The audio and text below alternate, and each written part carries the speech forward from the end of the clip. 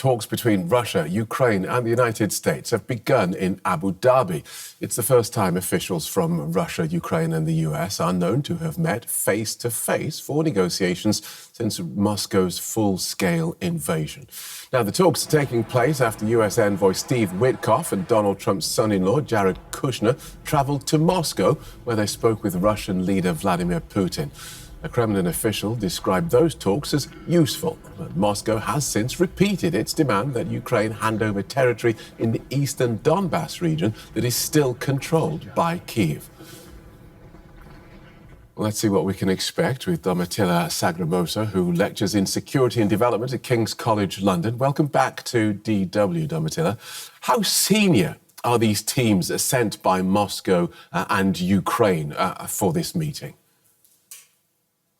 Well, it seems that the Ukrainian delegation is quite senior. It's the usual delegation, which involves the former defense minister Umerov, also the current head of the presidential administration, Budanov, and other members of the presidential team, as well as members of the armed forces. So from the Ukrainian side, it's pretty high-level delegation.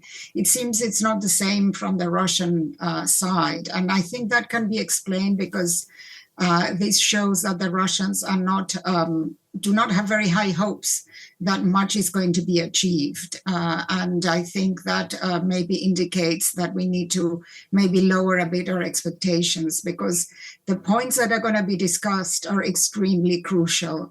And I think that these are going to be eventually decided by, much higher level individuals within the Kremlin, and of course Putin himself. So it's a bit to wait and see what will happen. Okay, and one of the big sticking points, if not the big sticking point, of course, is territory. Russia wants the Donbas.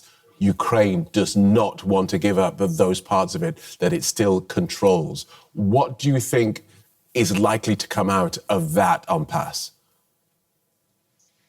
Yes, well, this is one of the several problematic points. It's not the only one, but it's an issue of contention because, of course, first of all, it's very hard for the Ukrainians to accept that they're at least de facto allowing Russia to remain in control of a very significant part of territory, which is not only the Donbas, but it goes beyond to areas of southern Kherson and parts of Zaporizhia. So it's a really very significant part of territory. And of course, also the Luhansk Oblast. But the areas that the Russians want to control are not necessarily now under Russian control either. They would like the Ukrainians to withdraw from a significant part of territory, which they haven't been able to control militarily. And that is also unacceptable for the Ukrainians, also because these areas are so far very well defended by a line of fortifications, which go all the way from Slavyansk, Kramatorsk, down to Konstantinivka. And it's very unlikely that the Ukrainians are going to accept to withdraw. What the Americans are trying to do is to build a sort of a demilitarized zone in these areas. But the Russians have been very clear that they want to control the whole of the Donbas, so that would include these lands, besides the fact that they have now increasingly talked about, again, the need to sort of denazify Ukraine, which means that they want to have a different government. And that might be also one of the reasons why they're not sending a high-level delegation to engage with a representative from Zelensky's government in Kyiv. They really want to change the government and control Ukrainians' institutions.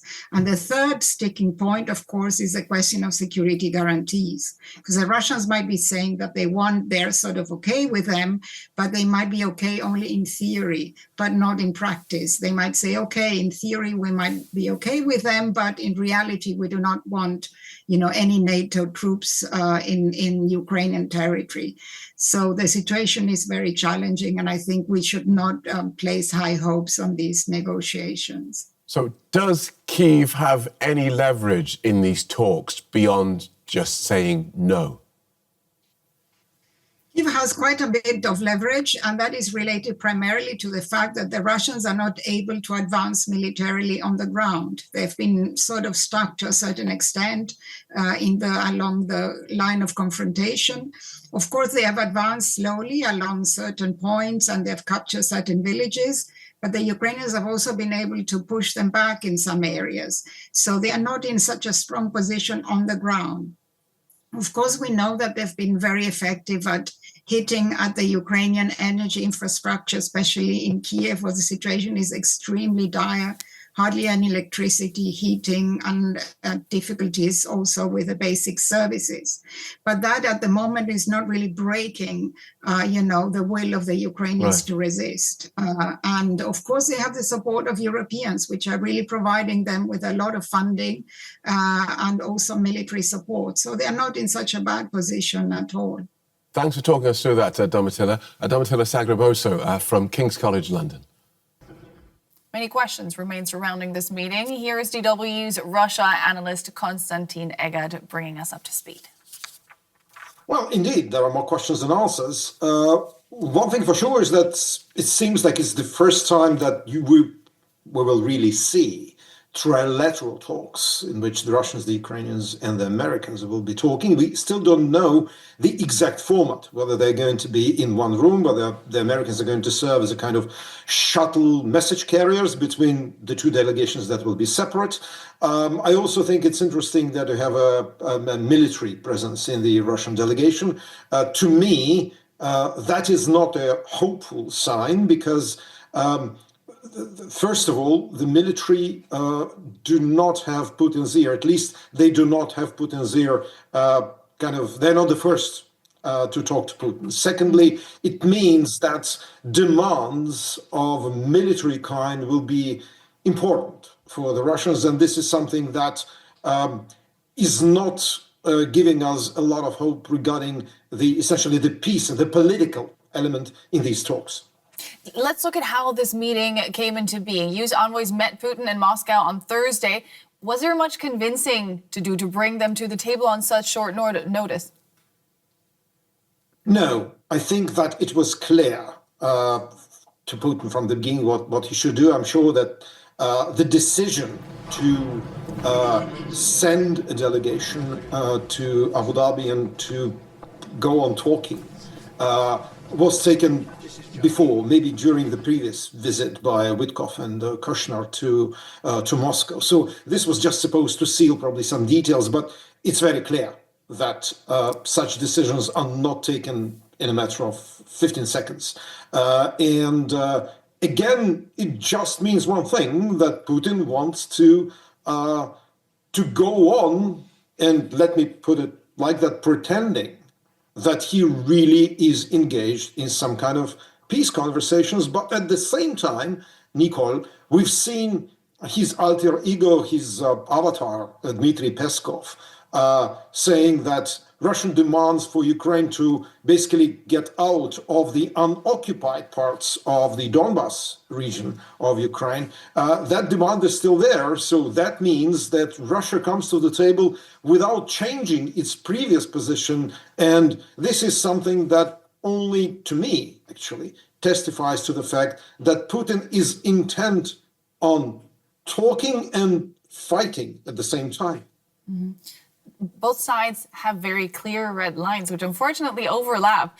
Russia wants the entire Donbas, but Ukraine, understandably, doesn't want to see territory that it has fought so hard to retain. From what I'm hearing, you say you don't expect any movement on either side.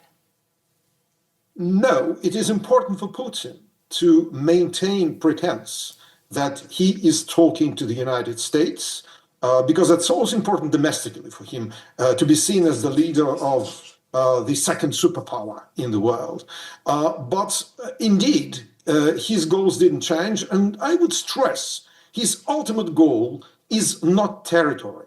His ultimate goal is full political control over Ukraine and essentially a puppet or at least a pliant government in Kyiv. This is what he sets as his goal, and we have absolutely no indication so far that he changed it. On the other hand, President Volodymyr Zelensky cannot just go and present Putin with a slice of Ukrainian territory. That's unconstitutional and also politically suicidal for him, because then why fight all these years if you could just sort of give Putin Donbas and that's it? So I do think that there's another important moment, Nicole, I have a few seconds, and to see whether the Russians are going to use this expression, eliminating the root causes of the conflict, which they always use during these talks. This is a cipher, this is a code in Russian political parlance for removing Zelensky and essentially regime change in Kyiv. Once you hear this expression, you can be certain nothing is going to come out of these talks.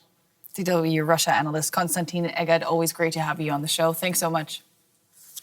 Thank you.